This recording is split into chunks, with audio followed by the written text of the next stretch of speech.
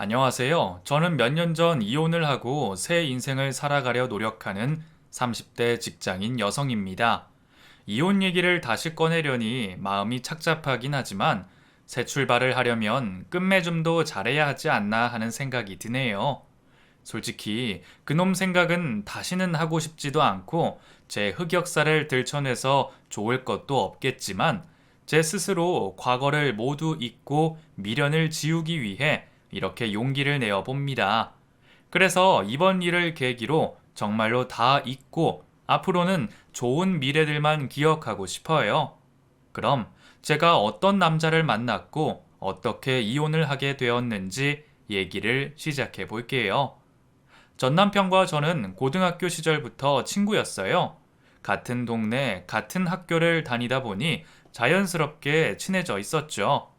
반이 달라도 등하굣길을 함께하며 친하게 지냈고 서로 부모님들끼리도 이웃 사촌으로 잘 아는 사이셨습니다. 하지만 친구라고 하기에는 우리는 너무 많은 것이 달랐어요. 저는 상위권 성적을 떨어뜨려 본 적 없던 공부 잘하는 모범생이었고 성규는 놀기 좋아하고 운동 좋아해서 공부하는 담을 쌓은 아이였죠. 그럼에도 저는 늘 밝고 웃음 많은 성규가 참 좋았어요. 공부만 하느라 세상 물정 모르던 제게 최신 유행 소식을 전해주고 늘 저를 웃게 해줬거든요. 친구가 그리 많지 않던 제게 성규는 참 좋은 친구였고 남녀 사이에도 좋은 친구가 될 수 있음을 알려준 성규가 저는 참 고마웠습니다. 그렇게 고등학교 2학년 때 같은 반이 되었던 저희는 서로 집에서 숙제도 같이 하고 공부도 하며 더 가까워지게 되었어요. 학업 성취가 떨어지는 성규가 제게 도움을 구하는 일이 많았거든요. 어차피 저도 공부해야 했고 옆에서 몇 개 알려주는 정도는 괜찮을 거라 생각해 성규와 같이 공부하는 날들이 많아졌죠. 그럴 때면 보통 성균의 집으로 가곤 했어요. 저희 집은 부모님이 맞벌이를 하셨지만 성규 집에는 어머니가 계셨거든요. 제가 성규 집에 방문할 때면 어머니는 늘 맛있는 간식들을 해주셨습니다. 가끔은 저녁까지 먹고 가라 붙잡으셔서 얻어먹은 적도 많았고요.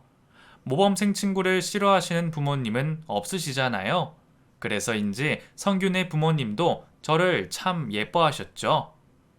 미진이는 어쩜 이렇게 공부를 잘하니? 우리 성규가 미진이 반에 반만 닮았어도 내가 걱정이 없었을 텐데. 이놈이 괜히 너 공부 방해하는 거 아니야? 아니에요. 어차피 진도도 똑같고 저도 성규 가르쳐 주면서 한 번 더 복습해서 좋은걸요. 어머, 미진이는 공부만 잘하는 게 아니라 어쩜 이렇게 착하니? 미진아, 혹시 이참에 네가 우리 성규 좀 가르쳐 보면 안 될까? 네? 제가요? 그래. 아니, 아줌마도 그냥 부탁하는 게 아니라 너한테 과외비를 주려고 그래. 우리 성규가 그동안 비싼 과외 시켜봤자 아무 소용이 없더니 2학년 돼서 너랑 같이 공부한 뒤로는 성적이 조금 올랐더라고. 그게 다 미진이 네 덕분인 것 같아. 그래도 제가 어떻게 돈 받고 과외를 해요. 그냥 지금처럼 옆에서 도와줄게요. 아니야, 그냥 부탁할 수 없지. 그래야 우리도 마음 편하고 미진이 너도 손해 아니지 않겠니? 간곡히 부탁하시는 성규 어머님의 요청으로 결국 저는 성규의 과외를 맡게 되었습니다. 친구끼리 그냥 가르쳐줘도 괜찮은데 용돈까지 챙겨주시는 성규 어머님께 감사했죠. 그렇게 저는 매주 두세 번씩 성규와 함께 공부하며 성규의 공부를 도왔습니다. 1학년 때까지는 놀 줄만 알고 공부에는 생각 없던 성규도 2학년이 되니 발등에 불이 떨어졌다 싶은지 꽤 열심히 하는 모습을 보였어요. 성규 너 목표하는 대학은 있어? 대학? 글쎄, 내 주제 그냥 성적 맞춰서 가야 되는 거 아니야? 그래도 목표는 있어야지. 아직 2년 가까이 남았잖아. 나랑 공부하고 평균도 올랐다며 충분히 가능성 있어. 하긴, 미진이 네 덕분에 정말 많이 올랐어. 사실 나 그 전에 평균 30이었거든. 뭐? 지금은 얼만데? 지금은 50이야. 엄청 올랐지. 세상 처음 보는 처참한 성적표에 저는 괜히 의욕이 생겼어요. 목표도 의욕도 없는 이 친구를 제가 도와줘야겠다 생각했습니다. 그렇게 저는 직접 요약 정리를 만들고 문제까지 뽑아서 성규를 가르치기 시작했어요. 저도 제 공부를 해야 하기에 처음부터 이렇게 열심히 할 생각은 아니었지만 이왕 돈까지 받고 가르치게 된 거 좀 더 의욕을 가지고 성규를 가르치기로 했죠. 그렇게 1년 사이 성규의 성적은 중위권이 넘을 정도로 올랐고 성규 부모님은 감격을 하셨어요. 미진아, 네가 우리 집 은인이다. 이러다가 우리 성규 정말 대학 가는 거 아니니? 세상에, 나는 성규가 그냥 지방 4년제만 가도 더 바랄 게 없다 생각했는데 이러면 정말 서울에 있는 대학 갈 수도 있는 거 아니니? 미진이 네가 많이 힘들겠지만 마지막까지만 좀 더 도와다오. 너무 고맙다, 미진아. 아니에요. 저는 그냥 옆에서 도와준 것밖에 없는데요. 성규 본인 의지가 없으면 못할 일이죠. 성규도 이제는 공부를 알아가기 시작했으니까 꼭 좋은 목표 이룰 수 있을 거예요. 그렇게 고3이 되어서도 우리는 여전히 함께 공부했고, 저는 성규가 목표를 이룰 수 있도록 도왔습니다. 저도 성규 같은 좋은 친구와 떨어지고 싶지 않았기에 웬만하면 성규가 어머님 말씀처럼 서울에 있는 대학에 진학할 수 있기를 바랬습니다. 마지막 1년을 의욕적으로 보내던 성규가 제게 이런 말을 했죠. 미진아, 나 서울에 있는 대학 들어가면 소원 들어줘라. 소원? 무슨 소원인데? 그걸 지금 말하면 안 되지. 그건 합격하면 알려줄게. 나도 동기부여가 있어야 더 열심히 하지. 들어줄 거지? 그래, 소원이 뭔진 모르지만 내가 네 소원 하나 못 들어줄 일은 없겠지. 대신 너도 정말 열심히 해. 성규가 제게 얘기할 소원이 뭐였는지 몰랐지만 그게 정말 동기부여가 되었는지 성규는 남은 기간 정말 열심히 했고 정말로 원하던 목표를 이룰 수가 있었습니다. 불과 2년 전만 해도 꿈도 꾸지 못할 성적을 받아서 결국 성규 부모님이 바라시던 4년제 대학에 합격하게 된 거죠. 성규가 대학 합격 소식을 전하던 날, 저는 성규에게서 고백을 받게 되었습니다. 그리고 저희는 그렇게 친구에서 연인이 되었죠. 서로 학교는 달랐지만 같은 서울이라 멀지 않았고 서로의 집은 여전히 한 동네였기에 저희는 연인이 된 후로도 매일 같이 만났습니다. 고등학생 때부터 친구로 지낸 사이라 그런지 연인이 되었다고 바로 분위기가 달라지지는 않았어요. 그냥 딱 그 나이 때에 할 수 있는 귀엽고 풋풋한 연애를 했죠. 저희가 만난다는 소식에 성규네 부모님은 무척이나 기뻐하셨습니다. 성규가 워낙 노는 걸 좋아해서 대학만 가면 무슨 짓을 하고 다니려나 걱정이 이만저만이 아니었는데 미진이 너 같은 여자친구가 옆에 있어주니 얼마나 다행이니. 내가 다른 애들은 몰라도 미진이 너만큼은 믿잖니. 오히려 미진이 너 같은 애가 우리 성규를 만나서 너희 부모님이 싫어하시면 어쩌나 걱정이다. 아니에요. 저희 부모님도 성규 좋아하시는데요. 전부터 알고 계셔서 다행이라 생각하세요. 아무쪼록 둘이 예쁘게 만나고 혹시라도 성규가 잘못하는 일 있거든 언제라도 아줌마한테 일러줘. 아줌마가 아주 따끔하게 혼내줄게. 가끔은 아들인 성규보다도 저를 더 예뻐하시고 아껴주시는 성규네 부모님 덕분에 저는 늘 감사했습니다. 두 분은 제 졸업식 때도 와주셨고 제가 첫 출근을 하는 날에도 비싼 선물을 해주셨어요. 어쩌면 제가 남편과 오랫동안 만날 수 있었던 것도 다 부모님 때문이 아니었을까 싶습니다. 그렇게 성규와 저는 오랜 연애를 해왔습니다. 중간에 싸우고 헤어지는 일도 있었지만 끝내 나를 잊지 못하겠다며 붙잡는 성규 때문에 저는 다른 남자 한 번 만나본 적 없이 남자라고는 성규밖에 몰랐죠. 성규가 군대에 갔을 때도 저는 성규를 기다려 주었고, 성규가 취업에 힘겨워 할 때도 성규 옆에서 힘이 되어 주었습니다. 아, 나 이번에도 또 떨어졌어. 이번엔 정말 잘한 것 같은데, 왜 매번 면접에서 떨어지지? 이번에 지원자들이 많이 몰렸다며. 네가 모자라서 그런 건 아닐 거야. 성규야, 너무 조바심 내지 마. 다음번에 좋은 기회가 있을 거야. 기회는 무슨? 지금 벌써 몇 번째야. 너야 졸업하자마자 취업했으니까 내 걱정 모르겠지만 나는 정말 죽고 싶다고. 그래, 내가 네 심정을 다 모르겠지만 그래도 너를 가장 잘 아는 사람 중 하나잖아. 너 대학 문턱도 못 밟을 거라고 걱정했던 건 기억 안 나? 근데 벌써 졸업해서 이렇게 취업 준비하고 있는 거잖아. 나는 성규 네가 꼭 해낼 수 있을 거라고 생각해.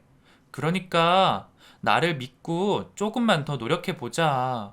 우리 부모님도 날 못 믿으시는데 날 믿어주는 건 너밖에 없네. 고마워, 미진아. 곧바로 취업이 된 저와 달리 성규는 번번이 면접에서 떨어지며 많이 힘들어 했습니다. 그래서 저도 성규를 믿고 옆에서 묵묵히 응원하며 같이 자소서도 쓰고 면접 준비도 도와줬죠. 그렇게 성규가 취업으로 고생할 때 저는 또 다른 고민이 생겼습니다. 성규가 자기 일로 워낙 힘들어해서 미리 말하지는 못했지만 혼자 오랫동안 고민하던 일이었어요. 제게 짧은 유학 기회가 생겼거든요. 공부가 제 적성이 맞았던 건지 조금 더 배우고 싶은 욕심이 있던 저는 좋은 기회 앞에 고민을 하게 되었습니다. 목표를 위해서라면 놓치기 힘든 일이기는 하지만 하던 일을 그만두고 유학을 간다는 게 두렵고 걱정스러웠어요. 그리고 여태 떨어져 있어 본 적 없던 성규와 떨어져 지내는 것도 두려운 일이었죠.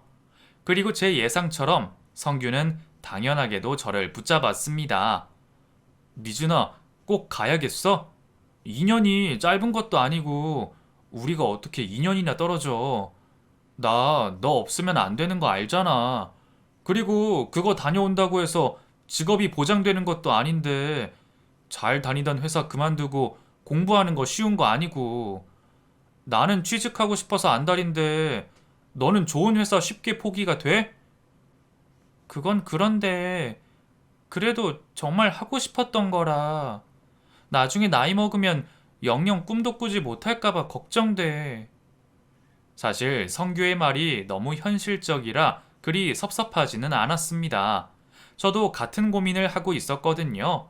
유학 생활하며 들어갈 돈도 걱정이었지만 유학을 다녀오면 저도 더 이상 어린 나이가 아닌데 유학 간다고 미래가 보장된 것도 아니고 갔다 와서 경력만 단절되어 취업만 어려워지면 어쩌나 고민이 컸죠. 게다가 살던 곳을 떠나 혼자 해외여행을 하는 게 쉬운 일도 아니었고요. 제가 고민하던 그때 제게 용기를 주셨던 것은 성규가 아닌 성규의 부모님이셨습니다. 성규를 통해 제 얘기를 들으셨는지 제 앞길을 막는다며 성규를 혼내셨다고 하시더라고요. 결국 성규는 부모님 뜻대로 제 유학을 지지해 주었고 저는 가장 가까운 제 편의 응원에 힘입어 고민했던 유학을 결정하게 되었습니다. 2년간 회사 생활하며 모아두었던 돈을 모두 들고 그렇게 유학길에 떠났죠. 새로운 곳에서 새로운 환경에 적응하느라 힘들었던 저는 많이 지치고 힘들었지만 그나마 성규가 있어 힘든 시기를 견딜 수 있었어요. 늘 붙어 있을 때는 잘 몰랐는데 떨어져 보니 알겠더라고요. 제게 성규가 얼마나 중요한 사람인지 말이에요. 오래 만난 만큼 저희는 더 이상 서로에게 없으면 안 될 존재가 되었습니다. 그리고 저희는 제가 유학을 다녀온 뒤 결혼을 하기로 약속했죠.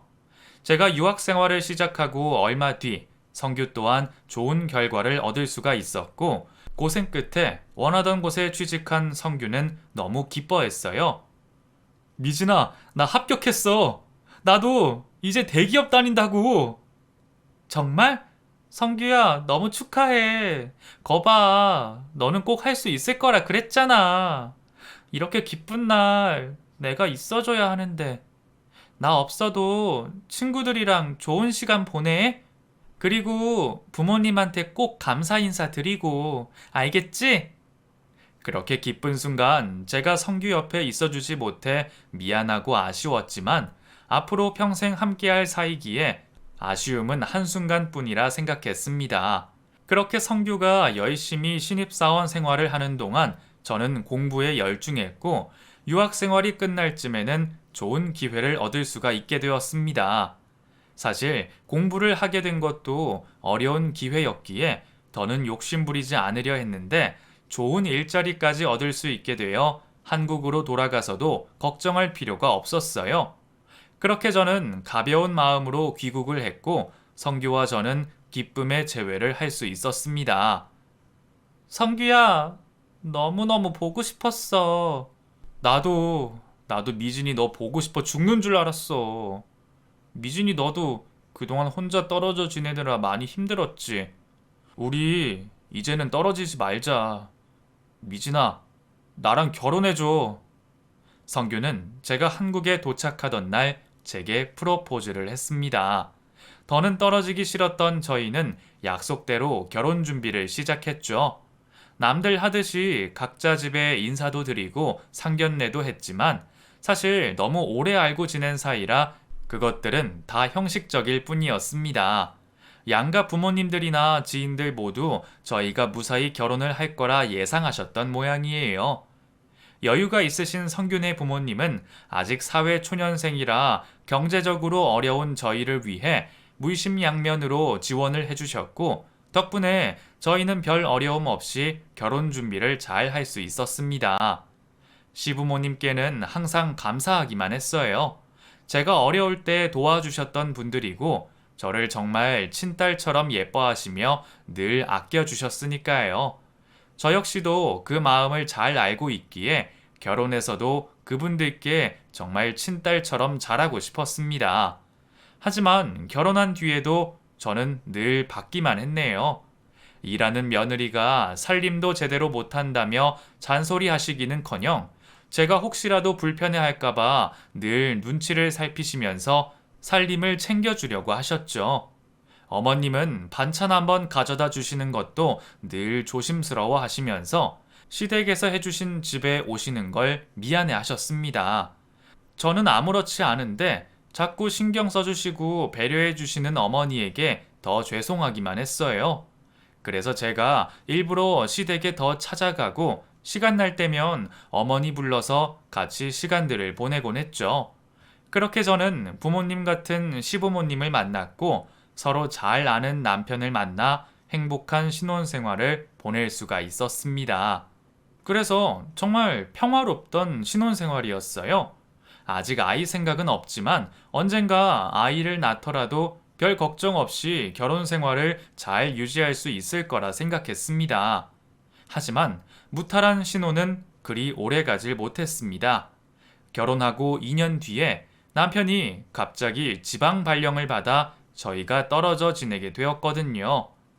미진아, 나 어떡해? 회사에서 큰 실수해서 잘리게 생겼어. 아, 빼도 막도 못한 실수라서 어떻게 무마할 수가 없어. 나 정말 잘리면 어떡하지?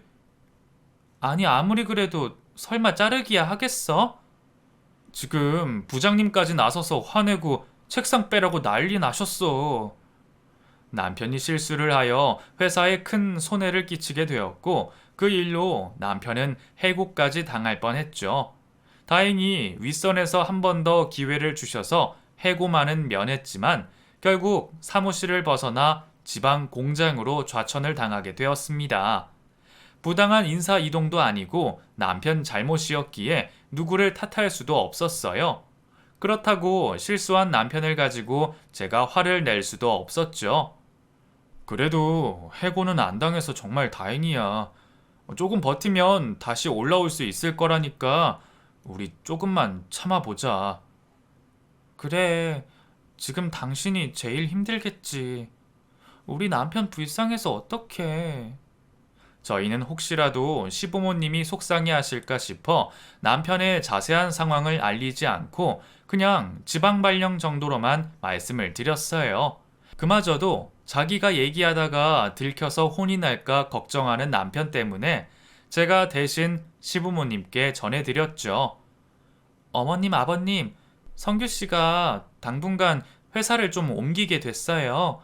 지방 공장 관리자가 필요해서 내려가야 될 것 같아요. 그래서 당분간 주말 부부가 될 것 같아요. 언제까지 될지는 모르는데 1년 정도 예상한다네요.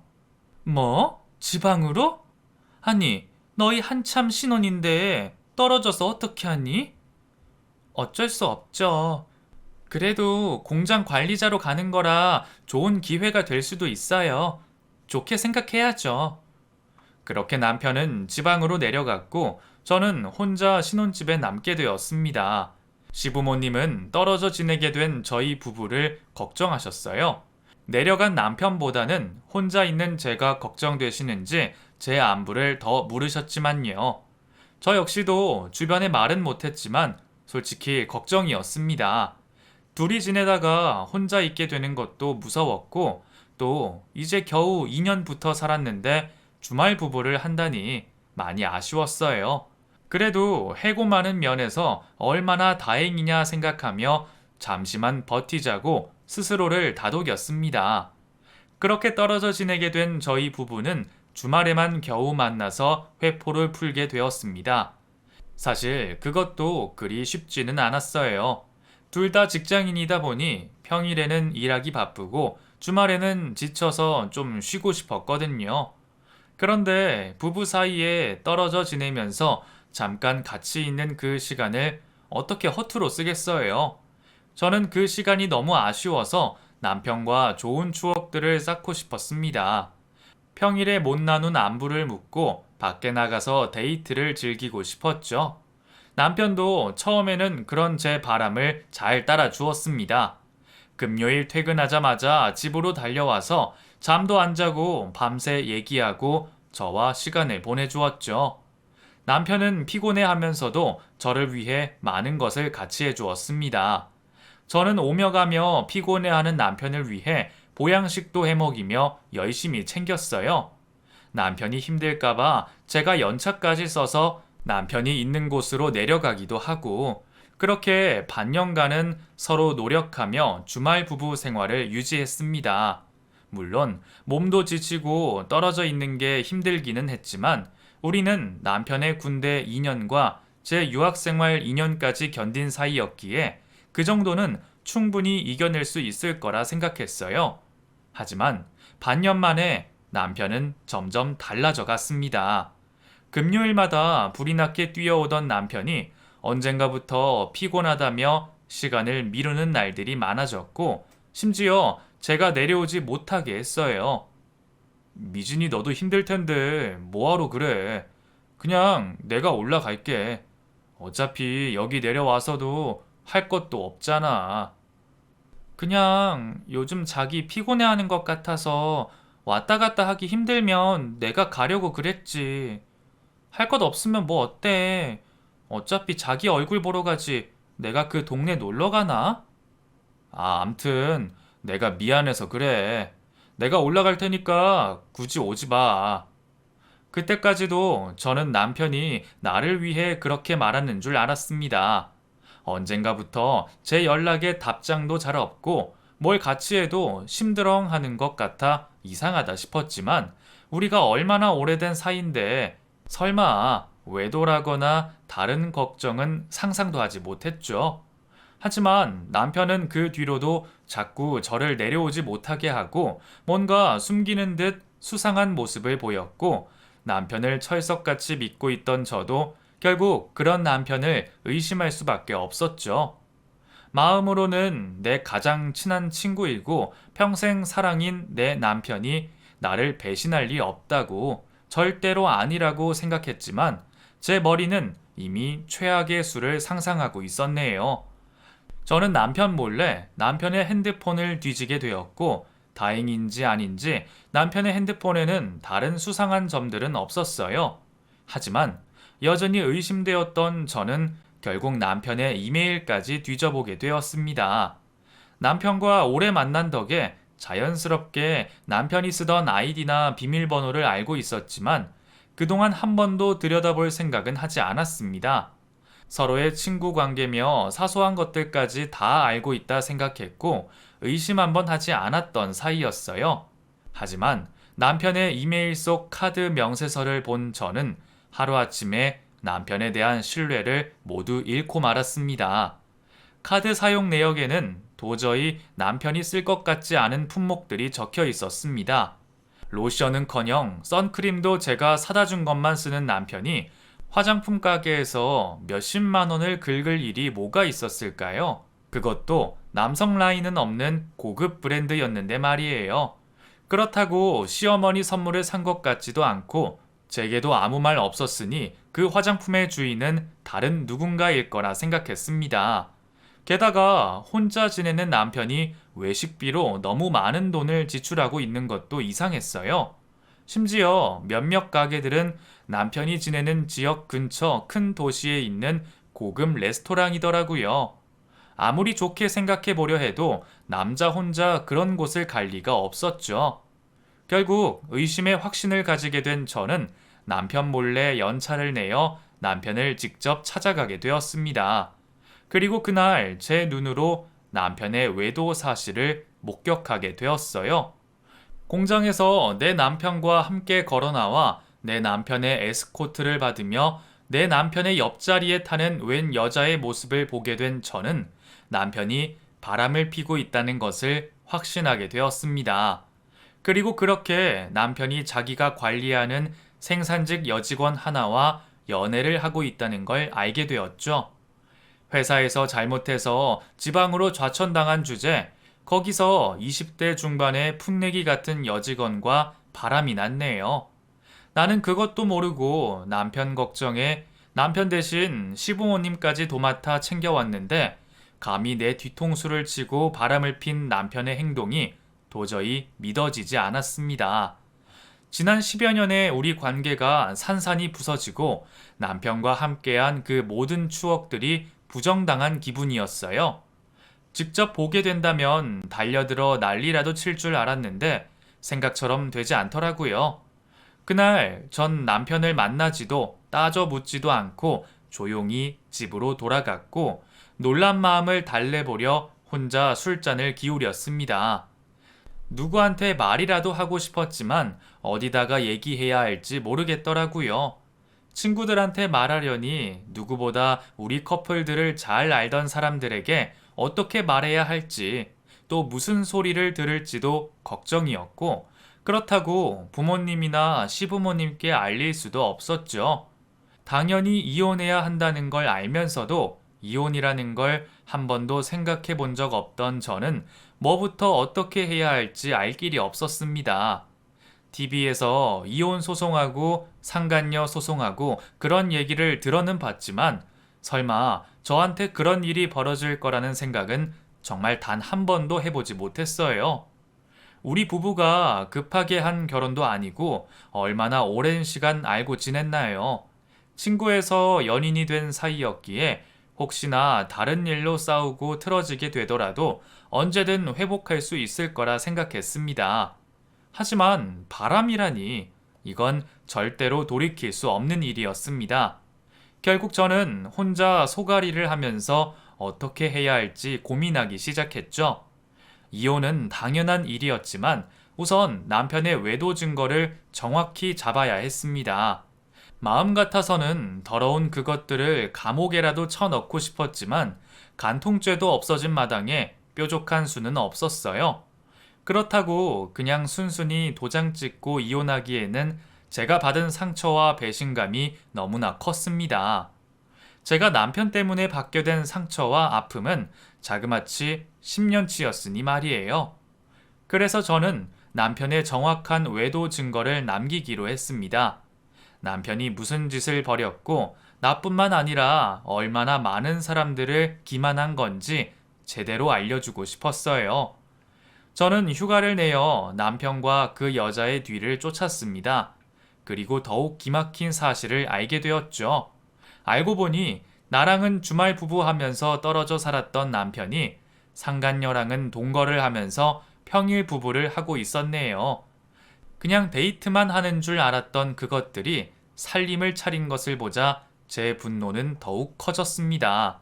저는 그것들이 매일 같이 출퇴근을 하고 함께 집으로 들어가는 상황들을 동영상으로 남겨두었고, 두 사람이 데이트를 즐기고 스킨십을 하는 것도 목격하게 되었죠. 그리고 휴가의 마지막 날, 저는 남편이 지내는 집에 초인종을 눌렀습니다. 여보, 여긴 왜 왔어? 오빠, 누구 왔어? 상황을 다 알고 급습한 저는 팬티바람으로 있는 남편과 헐벗은 상간녀의 모습을 보게 되었어요. 원룸이라 그런지 어디 숨을 곳도 없었거든요. 그놈이 제게 뭐라고 변명을 할까 내심 궁금했는데 돌아오는 변명은 정말 터무니없고 너무나 성의가 없었습니다. 여보, 이분은 청소해주시는 아줌마야. 아줌마, 다 끝나셨으면 이제 가세요. 내가 뜬 눈 장님인 줄 아는 건지 남편이라는 놈은 너무 뻔뻔한 거짓말을 했습니다. 하도 기가 막혀서 제 말문이 다 막힐 정도였어요. 제가 기도 차지 않아 아무 말 않고 있으니 남편은 제가 그 말을 믿는 줄 아는 건지 계속 헛소리를 하더군요. 아니, 내가 혼자 지내니까 집이 정리가 안 돼서 말이야. 여기 이분이 우리 집 청소해 주시는 분이야. 그래? 요즘에는 청소 아줌마가 다른 서비스도 해주나 보지? 청소한다는 차림이 뭐 저래? 아, 제가 청소하다가 옷을 버려서요. 잠깐 빨아서 널어놓는 중이라 차림이 좀 이렇네요. 뻔뻔한 건 남편뿐만이 아니었어요. 그 여자는 어려서 그런지 멍청해서 그런지 모자란 남편 놈과 수준이 비슷했네요. 그래요? 인생을 참 열심히 사시나 봐요. 공장 일도 하시고 저녁에는 청소도 하시고 또 다른 서비스도 해주시고. 뭐라고요? 말이 좀 심한 거 아니에요? 오해라니까요. 어차피 니들이 여기서 무슨 짓거리 하는지 창문 밖에서부터 다 찍었어. 그러니까 더 변명할 필요 없어. 난 부끄러울 짓 하면서 숨기지도 않고 커튼도 안 치고 참 대단들 하네. 나 몰래 그러다 보니 간이 커졌나 봐. 그치? 그럼 앞으로 니들이 벌인 짓 때문에 무슨 일이 벌어질지도 한번 기대해 봐. 원하던 바를 다 얻은 저는 저를 붙잡는 남편을 뿌리치고 집으로 돌아갔습니다. 돌아가는 내내 남편이 전화로 변명과 사과를 반복했지만 도통 들어줄 마음이 들지 않더라고요. 사실 화가 나고 배신감에 남편을 조져버려야겠다 생각하면서도 우리가 얼마나 오래된 사이인데 이렇게 헤어지는 게 맞는지 하루에도 몇 번씩 마음이 오락가락했어요. 몸이 멀어지면 마음이 멀어지는 법인데 남편이 잠깐 흔들렸을 수도 있고 내 말을 잘 듣던 남편이었으니 제가 말하면 다시 저한테 돌아올 거라 생각했거든요. 차라리 솔직하게 나한테 고백했더라면 마음이 달랐을지 모르겠지만 눈으로 직접 확인하고 나니 그럴 마음이 없어졌네요. 그렇게 저는 제가 모은 증거들로 혼자 이혼 준비를 하고 있었습니다. 남편은 주말을 맞아 다시 집으로 올라왔고 저는 그런 남편을 내쫓지도 제가 그 집에서 나가지도 않고 있었죠. 사실 제가 뭐라고 남편을 집에서 쫓아내겠어요. 그 집은 시부모님이 해주신 집이니 나가려면 제가 나가야겠죠. 그런데 남편은 제가 집에서 자기랑 같이 있는다는 게 화해의 신호라 생각한 건지 되도 않는 짓을 했습니다. 여보, 내가 정말 잘못했어. 근데 정말 오해야. 걔가 먼저 꼬시는데 어떡해. 나도 잠깐 흔들렸을 뿐이야. 그냥 내가 너무 외로워서 잠깐 한눈 팔았을 뿐이고 나한테는 미진이 너밖에 없어. 어차피 나는 다시 서울로 올라올 거고 걔랑은 그때 되면 자연스럽게 헤어질 생각이었어. 물론 그렇다고 내 행동이 정당하다는 것도 아니고 잘못했다는 거 알지만 눈 딱 감고 이번 한 번만 용서해 주라. 앞으로는 내가 평생 잘할게. 우리 이렇게 끝낼 만한 사이 아니잖아. 남편이 옆에서 뭐라 떠들던 저는 작은 방으로 들어가 문을 잠궈버렸고 남편과는 아무 말 하지 않았습니다. 사실 제 마음은 벌써 정리가 되었지만 남편에게 마지막 선물을 하기 위해 디데이를 기다려야 했거든요. 우리 결혼 기념일 날 우리 자주 가던 카페에서 보자. 이번에는 나 실망시키지 마. 미진아, 드디어 화 푼 거야? 역시, 너는 날 이해해 줄 알았어. 내가 실망스러운 짓 해도 날 믿어주던 건 너 하나였잖아. 그래, 잘 생각한 거야. 우리 앞으로 더 잘 살면 돼. 나도 이제 정신 차리고 다시는 실수 안 할게. 여전히 자신의 행동을 그저 실수일 뿐이라고 말하는 남편이 역겹고 추잡스러웠지만 그것도 다 마지막이었습니다. 생각해보니 내가 대체 그놈의 뭐가 좋아서 10년이나 만났을까 싶더라고요. 너무 어린 나이에 만나서 그 순수함에 반했던 건지 솔직히 남편은 저에 비하면 봐줄 게 없는 놈이었는데 말이에요. 내 덕분에 대학도 들어가고 예전에 자신이었으면 언감생심이었을 대기업까지 들어가 놓고는 자기를 그렇게 도와준 나를 이렇게 배신했네요. 하지만 이젠 그것도 모두 끝이었고 조강지처를 벌인 죗값을 치를 날이 되었죠. 저는 결혼 기념일 날 남편과 함께 만나기로 한 카페에서 우리 커플을 알고 지낸 모두를 초대했습니다. 고등학교 때부터 같이 알고 지낸 친구들이며 몇 번 만나 함께 어울린 남편의 대학 친구와 회사 동료, 그리고 결혼식 때 봤던 오랜 지인의 시부모님까지 모셨죠. 솔직히 시부모님께는 감사한 게 많아서 마지막까지 고민은 되었지만 다른 사람이 아닌 두 분의 아드님이기에 두 분도 아셔야 할 의무가 있을 거라 생각했습니다. 그리고 제가 잘못한 일도 아닌 것을 두 분께 죄송스러워하며 알리고 싶지도 않았고요. 결국 저는 사람들을 불러 모았고 남편은 그 광경을 보고 놀라기는커녕 좋아하더라고요. 아마 제가 그 자리에서 무슨 짓을 할 줄은 꿈에도 모르는 모양이었어요. 그만큼 저에 대한 신뢰가 깊다는 거죠. 그걸 자기가 어떻게 깨트린지는 느끼지도 못하는지 말이에요. 미진아, 결혼 3주년 기념하고 싶다더니 이 많은 사람들을 네가 다 부른 거야? 나는 별로 준비한 것도 없는데. 나 같은 놈한테 이렇게 해주는 건 역시 우리 와이프밖에 없다. 나 정말 반성하고 있어. 앞으로 잘할게. 내년 기념일은 꼭 내가 챙겨줄게. 글쎄, 우리한테 내년이라는 게 있을까? 뭐? 그게 무슨 말이야? 여러분, 제가 이렇게 자리를 만든 것은 저희의 결혼을 축하해 주셨던 여러분들 앞에서 마지막을 기념하기 위해서예요. 지금부터 보여드릴 것들이 다소 불편하실지 모르겠지만 이걸 보시고 제가 받은 상처들을 조금이나마 이해해 주시기를 바랍니다. 저는 어리둥절해하는 남편과 지인들을 앞에 두고 영상을 틀었습니다. 제가 그동안 남편 뒤를 쫓아다니며 포착한 불륜의 증거들이었죠. 다정하게 손잡고 걸어다니는 모습이나 스킨십하는 모습들까지 불편할 수 있는 영상들을 엑기스만 편집해서 영상으로 틀었습니다. 오미진, 너 지금 뭐 하는 거야? 당장 안 꺼! 남편 놈도 창피한 걸 알기는 아는 건지 제 앞에서 당당하던 모습은 온데간데 없이 사람들 앞에 자신의 더러운 짓거리가 보여지는 걸 끔찍해 했어요. 하지만 이제 와서 그 많은 사람들의 눈을 가릴 수도 없고 자신의 죄를 돌이킬 수도 없었죠. 결국 남편과 저를 알고 있는 모든 지인들은 남편의 잘못을 눈으로 목격하게 되었습니다. 그리고 남편과 막역하던 친구들까지 남편에게서 돌아서기 시작했죠. 야, 너 이딴 짓 하고 다니려고 미진이 핑계대면서 돈 빌려달라 그랬냐? 뭐? 미진이가 힘들어해서 그런다고? 야, 미친놈아. 우리가 아무리 친구라지만 너 그러는 거 아니야. 너 태영이한테도 돈 빌렸다며?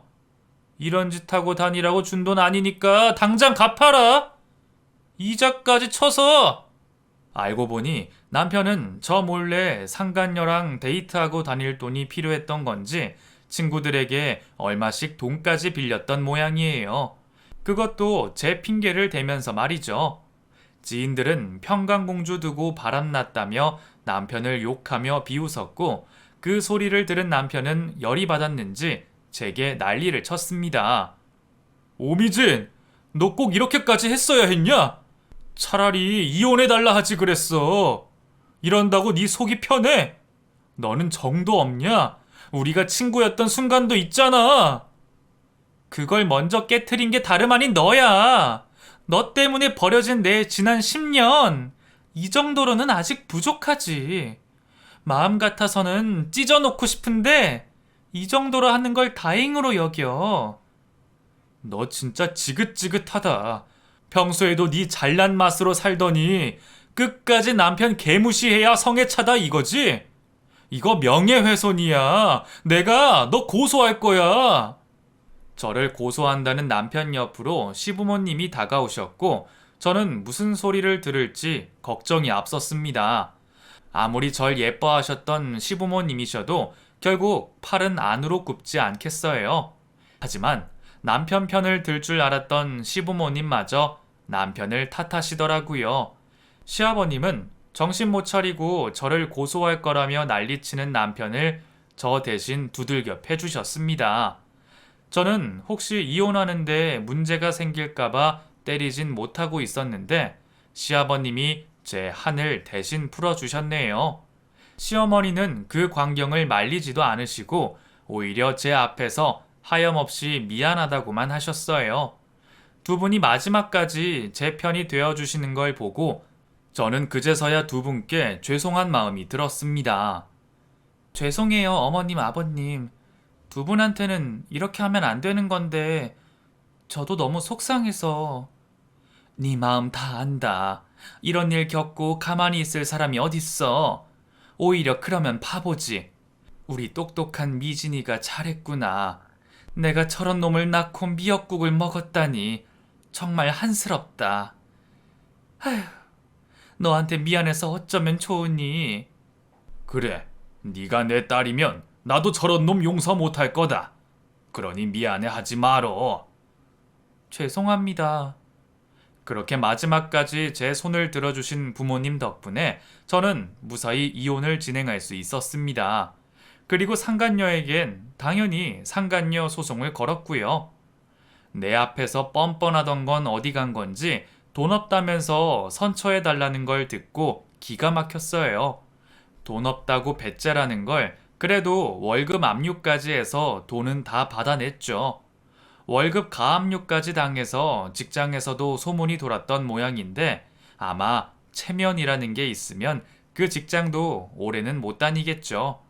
그 뒤로 남편도 순순히 합의 이혼을 해주었고 돈 없는 남편 대신 시아버님이 제게 위자료까지 챙겨주셨어요. 얼마 안 되지만 위로금이라 생각해라. 네가 받은 상처가 더 클 텐데 우리는 겨우 이런 것밖에 못해줘서 미안하구나. 앞으로 다시 보자는 말은 미안해서 못하겠지만 그래도 어디서 뭘 하건 잘 살거라. 한때나마 우리 며느리 해줘서 고맙다 아가.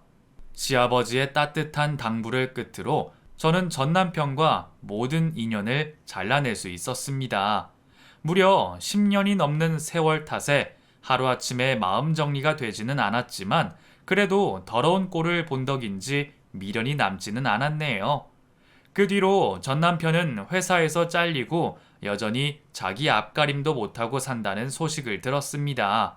원래도 변변치 못한 놈이었으니 뻔한 결과였겠죠. 그런데 저는 어쩐지 남편과 헤어진 뒤로 인생이 더 잘 풀리는 것 같네요. 일도 잘하고 있고 최근에는 전 남편과 비교도 할 수 없는 좋은 사람을 만나 많이 사랑받고 기쁜 매일을 보내고 있습니다. 그래서 저도 이제야 얼룩진 지난 세월을 추억으로 간직할 수 있을 것 같아요. 그러려면 저도 이제는 미련 없이 새로운 미래를 그려가야겠죠. 새 출발을 앞둔 저를 여러분도 응원해 주시기를 바랍니다. 감사합니다.